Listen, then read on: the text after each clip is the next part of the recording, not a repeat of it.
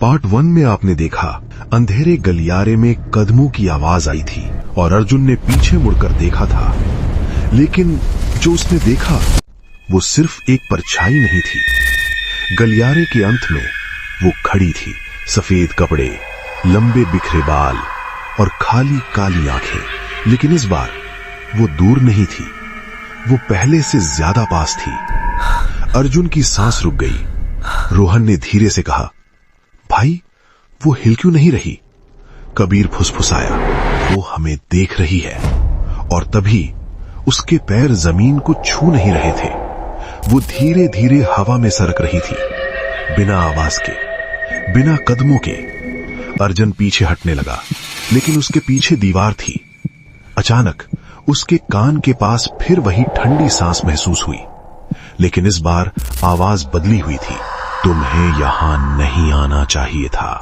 हवा अचानक तेज हो गई, धूल उठने लगी, फ्लैशलाइट बंद हो गई।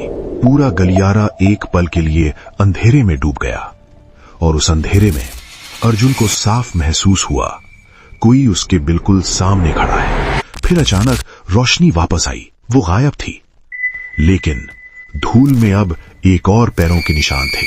कबीर चिल्लाया, भागो!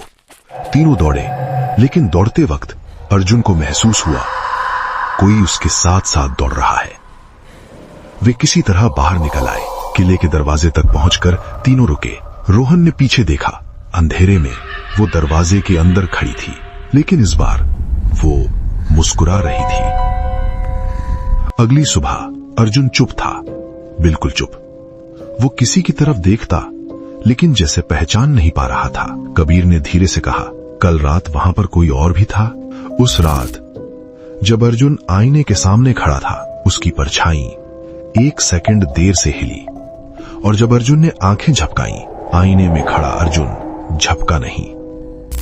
कहते हैं भानगढ़ में रात सिर्फ अंधेरी नहीं होती, वो साथ भी आती है।